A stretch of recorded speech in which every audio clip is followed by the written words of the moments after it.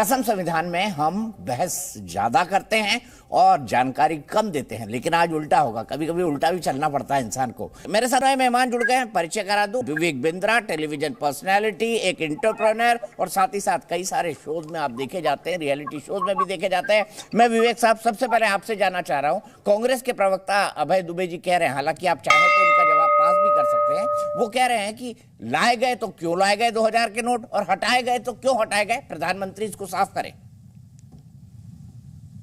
नहीं, बहुत अच्छा है उनका सवाल प्रधानमंत्री जी से, उत्तर उनको जरूर देना चाहिए कि लाए गए तो क्यों लाए गए, हटाए गए तो क्यों हटाए गए। मुझे ऐसा लगता है कि काउंटर फीटिंग की इस समय समस्या बढ़ी है बहुत। मुझे ऐसा लगता है कि टेरर फंडिंग को ये रोकेगा और ये सरकार मानी जाती है हमेशा करेज को लेकर के। इस सरकार में कंसिडरेशन से करेज उस मुकाबले में बहुत ज्यादा है।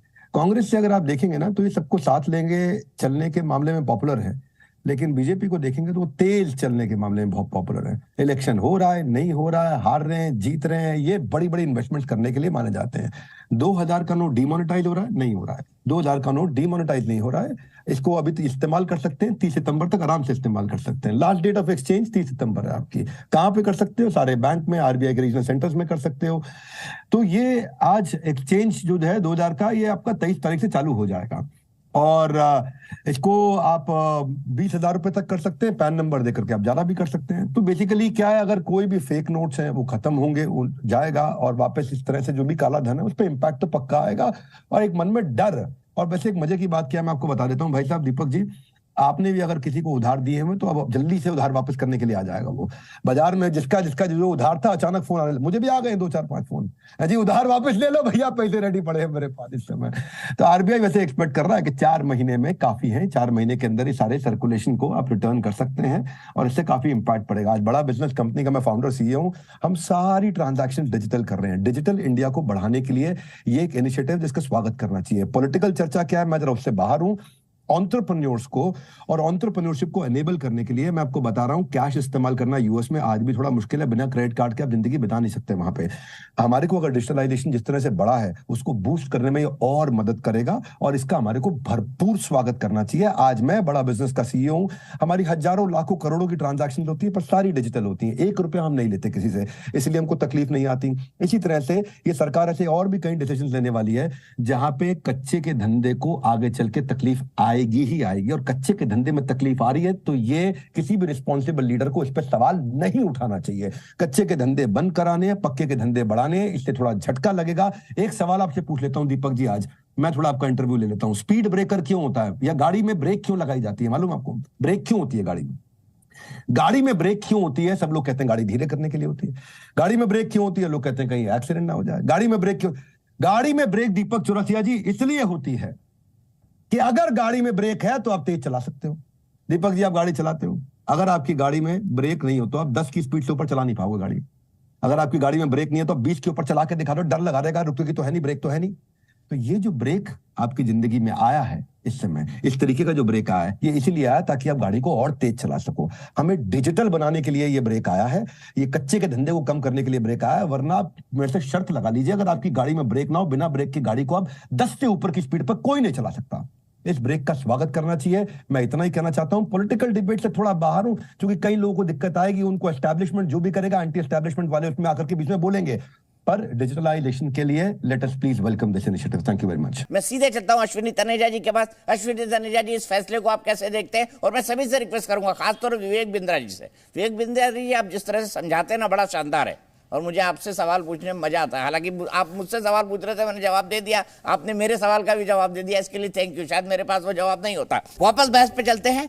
हमने सबको सुन लिया, अश्विनी तनेजा जी को सुन लिया, अनिल जी को सुन लिया, विवेक बिंद्रा जी को सुन लिया। बहस पर वापस जाता हूँ और सीधे अभय दुबे जी के पास आता हूँ। अभय दुबे जी, आपने ये तीनों तर्क सुन लिए। पहला, ब्लैक मनी को कम करना, दूसरा, डिजिटल करेंसी को बढ़ाना। अब मुझे आप बताइए, अभी भी आपको क्या आपत्ति है, और आपत्ति है तो क्या है?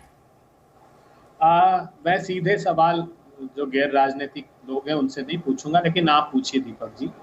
ये बिंद्रा जी से पूछिए, सीआईसी कितना है अभी? ये जो कह रहे थे ना कि डिजिटाइजेशन करने के लिए, बढ़ावा देने के लिए जो 2016 में तर्क दिए थे, 2 सवाल पूछिए इनसे। काउंटरफिट करेंसी किस डिनोमिनेशन की कितनी है, और सीआईसी कितनी है, क्योंकि इन्होंने इन्हीं दोनों तर्कों के आधार पर इस बात को जस्टिफाई करने की कोशिश की है। मैं जानूं तो सही, बड़े अर्थशास्त्री हैं, कितना अर्थशास्त्र का ज्ञान है। ठीक है, बताइए विवेक बिंद्रा जी, वैसे सीआईसी क्या होता है भाई, मुझे समझा दीजिए, मुझे नहीं पता। करेंसी इन सर्कुलेशन कितना है, करेंसी इन सर्कुलेशन जो इन्होंने कहा ना कि बहुत बड़ा कदम है, क्योंकि 2016 से ये राग अलाप रहे हैं भारतीय मतलब सरकार के लोग, बिंद्रा जी को नहीं कह रहा हूं, लेकिन इन्होंने कहा, क्योंकि ये जो कह रहे थे ब्रेक लगाना, अरे मोदी सरकार ने चारों टायर निकाल दिए अर्थव्यवस्था के, इकोनॉमी के, वो भी बताऊंगा कौन से टायर निकाले, और कह रहे हैं कि दौड़ाइए साहब और स्पीड ब्रेकर जरूरी है। मैं दोनों सवालों के जवाब लीजिए इनसे, फिर मैं आगे की बात करता हूं। ठीक है विवेक बिंद्रा जी। नहीं अभय दुबे जी, मेरा तो कहाँ कोई समस्या है। मोदी सरकार टायर लगा रही है, निकाल रही है, क्या कर रही है, मुझे उसकी जानकारी नहीं है। मैं ये कह रहा हूँ डिजिटलाइजेशन सर्टनली बढ़ेगा, बल्कि मैं आपका साथ दे देता हूँ 2 मिनट के लिए अभय जी। मैं तो ये कह रहा हूँ इसके चैलेंजेस भी आएंगे।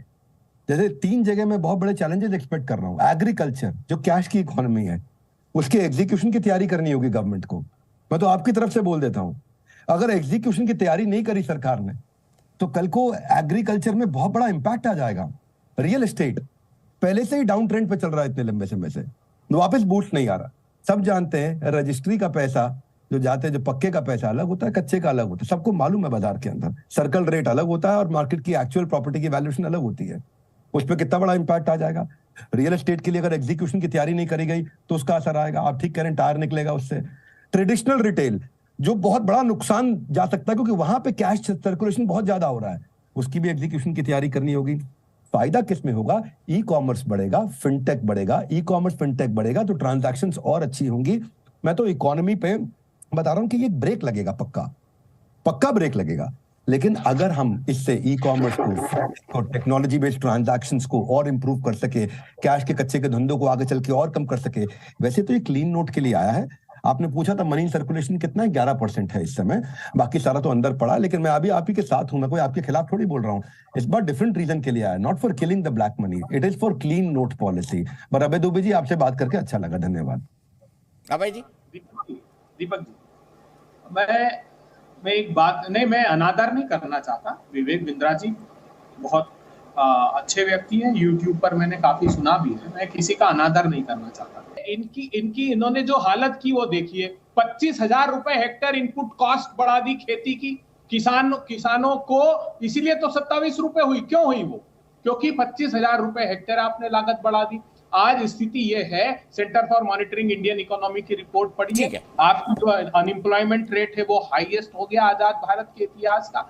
क्यों हुआ ऐसा? क्योंकि आपने एमएसएमई जो बैकबोन थी वो तोड़ दी नोटबंदी से। ये सारे नोटबंदी के साइड इफेक्ट्स हैं जो आज तक आ रहे हैं। आप कोविड के पीछे छुपते, कोविड के पीछे लगातार 8 क्वार्टर से हमारी जीडीपी निचले स्तर पर जा रही थी। ये जितनी रिपोर्ट्स का हवाला दे रहा हूं, ये कोविड क्राइसिस के पहले की है, कोविड के बाद तो ऑक्सफैम ने बताई है। ठीक है, विवेक बिंद्रा जी के पास चलते हैं। विवेक जी बताइए मुझे, अब मुझे बताइए कि अभय जी ने इतनी बात कही, मैं अभय जी का सवाल नहीं पूछ रहा हूँ, बिल्कुल नहीं पूछ रहा हूं। मैं आपसे पूछ रहा हूं, क्या भारत की इकोनॉमी इतनी खराब है? क्या भारत में जीएसटी बिल्कुल खराब ढंग से लाई गई है, या आरबीआई कह रहा है?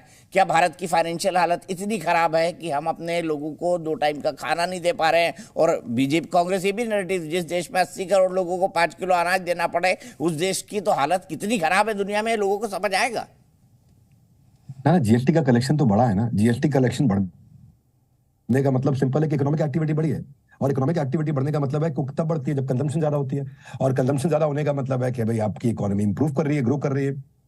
प्रॉब्लम क्या है, ये जो 2000 का नोट है ना, इसको आसानी से ट्रांसपोर्ट किया जा सकता है बड़े अमाउंट के अंदर, इसलिए ये इलीगल एक्टिविटी को बहुत आसानी से प्रमोट कर देता है। प्रॉब्लम क्या है, जो बड़ा नोट है ना, इसमें टैक्स एवेजन करना बहुत आसान हो जाता है, क्योंकि बहुत सारा पैसा आप एक छोटे ब्रीफ केस में लेके जा सकते हो। अब आप 100 रुपए के नोट के साथ में 10-20 करोड़ रुपए तो ट्रैवल नहीं करा पाओगे ना, 2000 के नोट के साथ कर सकते हो। तो आपकी इकोनॉमिक एक्टिविटी रुकेगी नहीं, क्योंकि 500 का नोट है, 100 का नोट है, 200 का नोट है। काउंटर फीटिंग के लिए तो ये सबसे बड़ा आकर्षण है ना इस समय। ये तो अट्रैक्शन था काउंटर फीट के लिए, बहुत बड़ा अट्रैक्शन था जिसको किल किया जा रहा है। और वैसे भी 2000 रुपए के नोट का इस्तेमाल करता कौन है? कन्वीनियंट ही नहीं है 2000 रुपए का नोट। यूपीआई की ट्रांजैक्शंस या छोटे डिनोमिनेशन की ट्रांजैक्शंस कन्वीनियंट होती है। आपको लड्डू टॉफी के लिए भी आप 2000 रुपए का नोट थोड़ी इस्तेमाल करते हो। एवरीडे यूज में 2000 का नोट नहीं आता है, बड़ी चीजों के लिए ही आता है। और देखिए ये बात पक्का है कि अब जो नकली नोटों की छपाई कम हुई है इसके कारण, जो पीछे हुआ था, अब दोबारा भी इस पे असर आएगा। अब हाई डिनोमिनेशन जितना भी नोट होगा, सिंगल हाई डिनोमिनेशन नोट होगा, सबसे ज्यादा टैक्स को खत्म करने में, टैक्स को उड़ाने में ये बहुत काम देता है, बहुत आसानी से काम आता है। इसलिए अब जो है, अगर large some of money without detection अगर अपने को रोकना, तो 2000 का नोट खत्म करना और रोकना बहुत अच्छा है। अदरवाइज रिकॉर्ड ही नहीं होता, रिपोर्ट ही नहीं होता, काउंटर फीटिंग का इतना बड़ा रिस्क है। तो इसीलिए मैं ये कहना चाहता हूं आपसे, बड़ा सिंपल, कि जीएसटी तो अब हमारे यहाँ पे बहुत अच्छा ग्रो किया, बहुत अच्छा काम किया है अभी भी। तो अब मैं आपसे यही कहूंगा कि इसको प्लीज मेरे मुद्दे को पॉलिटिकल मत लीजिए। मुझे लगता है कि ये आपको बहुत अच्छे से मदद कर रहा है। Large value currency notes have always been used as for misusing purposes of illicit purposes. अब ये टाइम है, ये एक जोसेफ नाम के अमेरिकन इकोनॉमिस्ट हैं, वो कहते हैं कि लार्ज डिनोमिनेशन नोट कब हमेशा फैसिलिटेट करेगा टैक्स इवेशन को और करप्शन को। लार्ज डिनोमिनेशन के नोट की, इतने बड़े नोट की कोई जरूरत है नहीं हमारे को, वो हमेशा नुकसान ही करने वाला है। ठीक है, बहुत बहुत शुक्रिया आप तमाम लोगों को। विवेक भाई कुछ कहना चाहते हैं? विवेक भाई 30 सेकंड में जल्दी से। बस जाते जाते मैं बोल रहा हूँ, थोड़ा कमेंट सुन लीजिएगा प्लीज। आप लोग थोड़ा मुस्कुरा दें।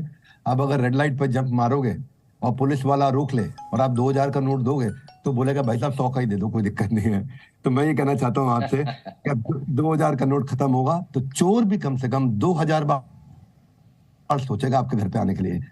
और ये पक्का है कि बीवियों की बचत की कमाई जो है, आटे के चावल के डब्बे में छुपी थी निकल आएगी। ये पता नहीं भी काला धन मिलेगा नहीं मिलेगा, औरतों का घर पे खजाना जरूर मिल जाएगा। मैं चाहता था जाने से पहले थोड़ा सब मुस्कुरा ले। धन्यवाद। ठीक है, खजाना मिलेगा घरों में? क्या मिलेगा? अरे भाई सर्कुलेशन में ही नोट काफी समय से बंद है, तो मिलेगा या नहीं मिलेगा, ये सोचने वाली बात है। वैसे चलते चलते मैं कहना चाहूंगा, मैं दूसरों के बटुए के बारे में पूछता नहीं, अपना बटुआ भी दिखाता हूँ। देखिए बिल्कुल खाली है अभी। Zee News.